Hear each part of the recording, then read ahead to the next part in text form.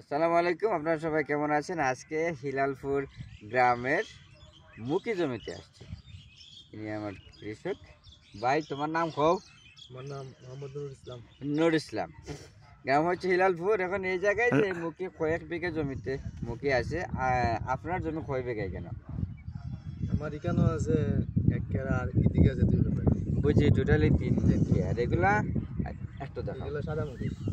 এগুলা সাদামুখী সাদামুখী। সাদামুখী তার মানে যেটা বেশি দামে বিকে ওটা। বেশি দামে যেটা বেশি। আর খালামুখী কোনটা? কালামুখী সাইডে কেউ ফলাইছে না। বুঝছি এগুলো যা আছে সব সাদা এদিকে যা আছে সব সাদা। এগুলা কতদিন আগে লাগাইছো? গড়ে মাসখানে কইব।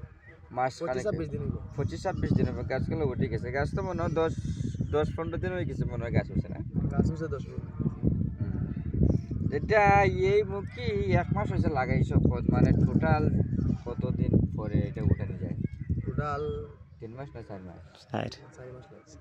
4 মাস 4 লাগে। মাস লাগছে। 4 মাস পরে এই মুখিগুলা উঠানো যায়। 1 মাস হয়েছে, আরো 3 মাস বাকি। 3 মাস বাকি। তারপরে উঠবো।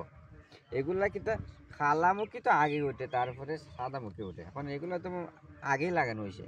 এগুলো খালামুখীর সাথে উঠবো না, এগুলা কালামুখী পরে উঠবো, কালামুখীর আগে উঠবো। বুঝছি। তা খালামুখী এটা যদি 3 মাস পরে উঠে, তা খালামুখী কয় মাস এখন পরে উঠবো? কালামুখী আর ওই 2 মাস পরে উঠে যাবে। আচ্ছা বুঝছি। এখন যাই হোক, এখন এই জায়গায় তো 1 বিঘা, 1 কেয়ারের মধ্যে, মানে 1 বিঘা বা 1 কেয়ার যেটা বলে, 1 কেয়ারে কত শত তোমরা ধরো? 34 40 শতক। আচ্ছা বুঝছি। 40 শতকের মাঝে মুখির ফলনটা কয় মন হয়? আপনার যদি ফসল হইতে 60 মন হইব। 60 মন হবে। বুঝছি। 60 মন, 40 শতকে 60 মন, 40 শতকে 60-70 মন হয়। তাহলে 30 শতকে 45-50 মন হবে, এরকম না? হুম।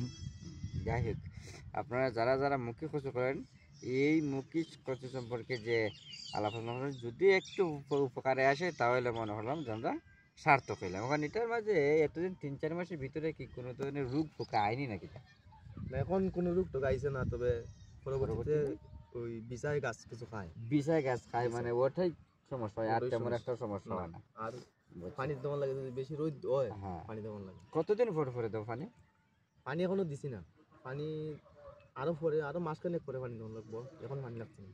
যদি মেঘ পড়ে যায় তো পানি লাগছে না। মেঘ ফলে তো আর এমনি লাগতো না পানি এখানে। লাগে। যাই হোক, ওই যে বিষা পোকা যেটা খায়, বিষা পোকা বা ওই যে কিরা পোকা কিরা ফুকে খাটিলায়, পাতা খাইয়া পাতা ডাকবার খাটে নই অনেক সময় ডাক খাটিলায়। ডাকবার নই যায় কি। হ্যাঁ বুঝছি। তো এটার লাগি তোমরা কি ওষুধটা দাও, কীটনাশক?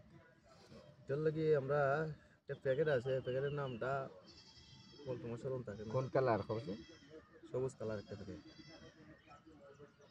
সবুজ কালার।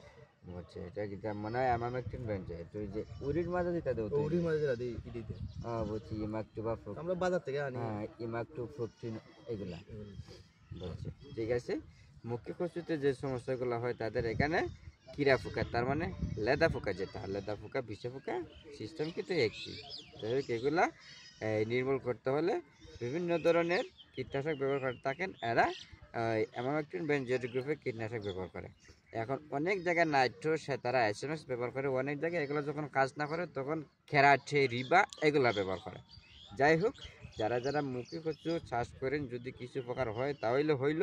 ধন্যবাদ সকলকে। আসসালামু আলাইকুম।